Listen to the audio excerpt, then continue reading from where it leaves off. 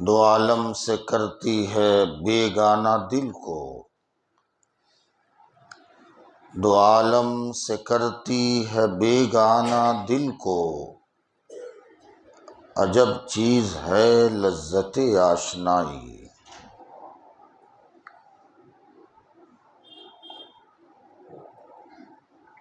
آج کی اس مقدس نشست میں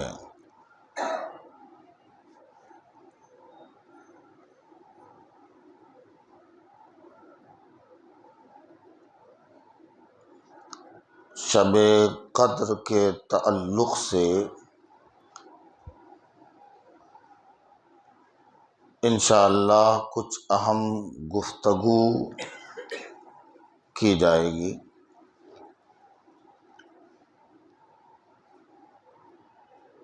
شب قدر کے تعلق سے اس نام کی ایک صورت ہی اللہ نے نازل فرمائی، جس سورت کا نام ہی سورۃ القدر ہے۔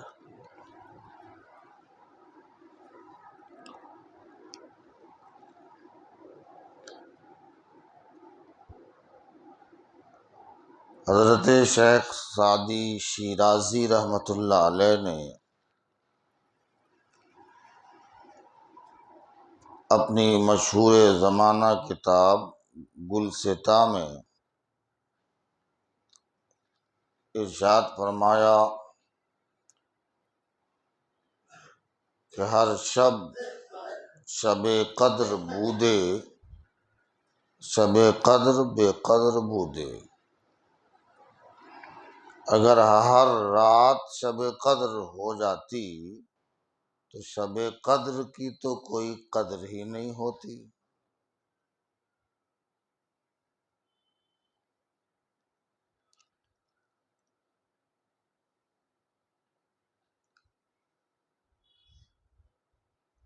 شب قدر کی قدر اس لیے ہے، 2 ہفتے پہلے میں نے آپ کو بتایا تھا کہ اس رات کو نسبت قرآن سے ہے،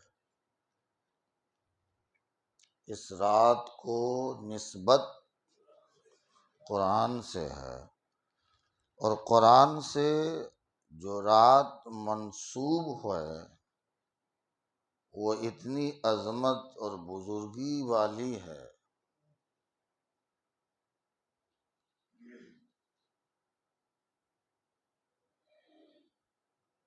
کہ قرآن نے خود کہا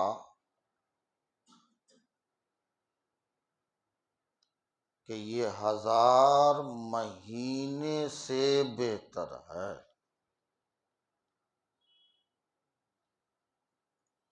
ایک رات 1000 مہینے سے بہتر ہے۔ اس کی وجہ یہ بھی بیان کی جاتی ہے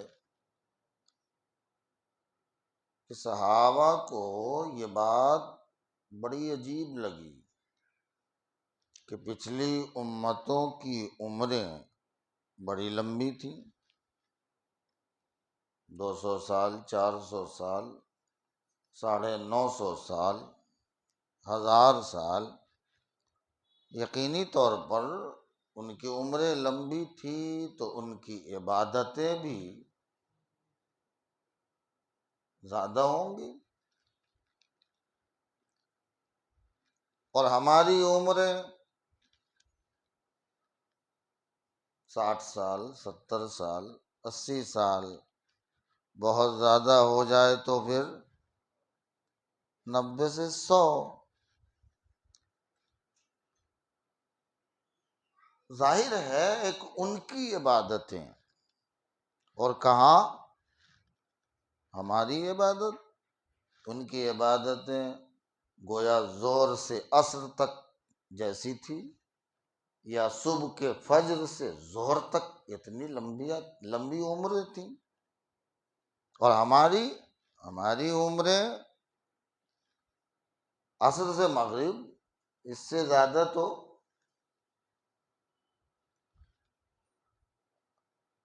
رشک ہوا کہ ظاہر ہے ان کی عمریں لمبی تھی، ان کے پاس ثواب کے خزانے بھی بہت تھے، انہیں موقع بھی زیادہ ملا، وقت بھی زیادہ ملا۔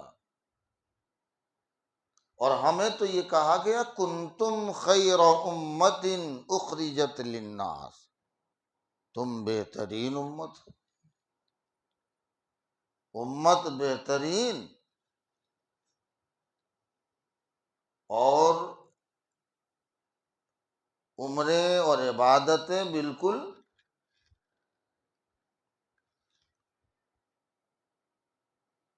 اللہ تبارک و تعالیٰ نے ارشاد فرمایا، بسم اللہ الرحمن الرحیم، انا انزلناہ فی لیلۃ القدر، ہم نے اس قرآن کو شب قدر میں اتارا۔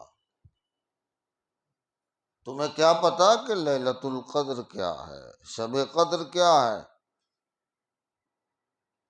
تم لمبی عمر اور لمبی عبادتوں کی بات کرتے ہو، تمہیں خیر امت قرار دیا گیا کہ پچھلی امت کے لوگ اگر 1000 سال عبادت کریں تب جا کر انہیں 1000 سال کی عبادتوں کا ذخیرہ اور ثواب ملتا تھا، کہ تمہارا حال یہ ہے کہ کچھ رات ایسی بھی ہے کہ وہ رات تمہیں مل جائے تو 1000 راتوں سے یہ ایک رات کی عبادت تمہاری بہتر ہے،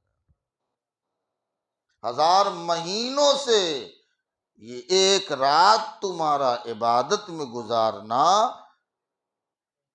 بہتر ہے۔ اس کی وجہ کیا ہے؟ ایک وجہ تو بتا دی کہ اس رات میں قرآن اترا ہے، اس رات کو نسبت کلام الہی سے ہے۔ اور دوسری وجہ ایک اور، تنزل الملائکۃ والروح فیہا بإذن ربہم من کل امر، ہر معاملات میں یہ وہ رات ہے متبرک کہ فرشتے اور روح الامین آسمان سے اس زمین پر اترتے ہیں۔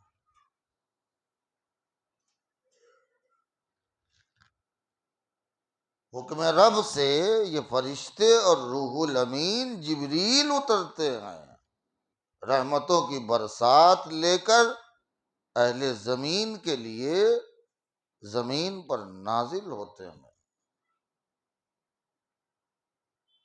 سلامتی ہی سلامتی ہوتی ہے، سلامتی ہی سلامتی ہوتی ہے۔ کب تک؟ سلام حتی، پڑھیے، مطلع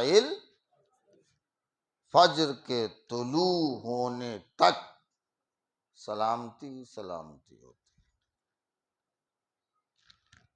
ایک روایت میں آیا کہ فرشتے اترتے ہیں اور روح سے مراد روح الامین ہے، جو ابھی آپ کو میں نے سمجھایا۔ اور ایک روایت میں کہ فرشتے اترتے ہیں اور روح ایک فرشتہ ہے جو اپنے ساتھ فرشتوں کے 3 حصے کیے جائیں تو اتنی جماعت ان کے تابع ہے، تو وہ فرشتہ روح اپنی تمام جماعت کے ساتھ اس زمین پر اترتے ہیں اور پھر اللہ کی سلامتی کو لوگوں میں تقسیم کرتے ہیں۔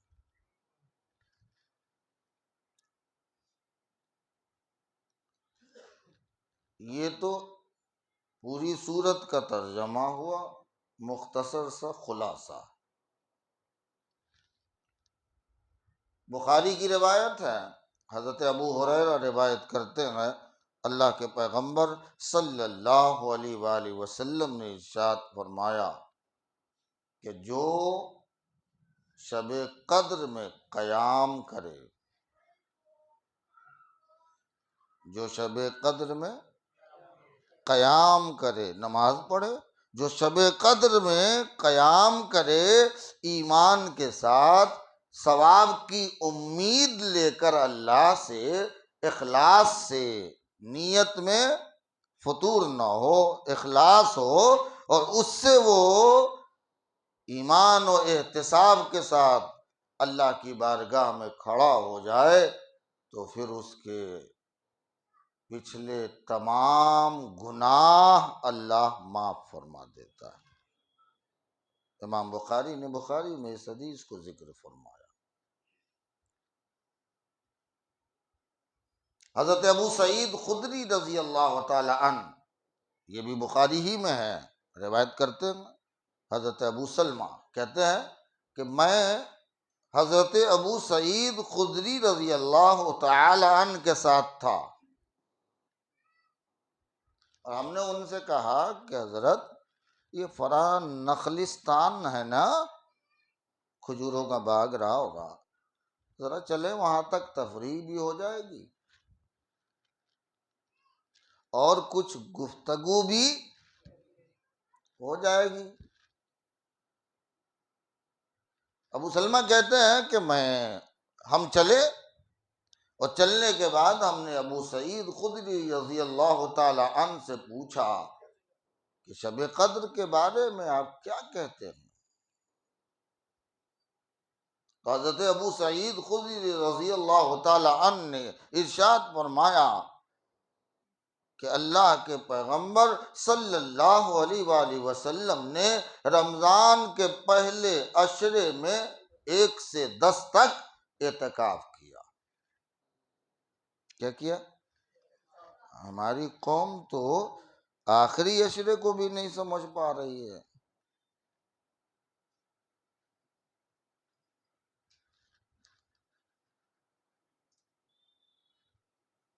اور اعتکاف کی ایک تو اب اہمیت ختم ہو گئی، لوگ سمجھتے ہی نہیں، اور کچھ لوگ تو ایسے ہیں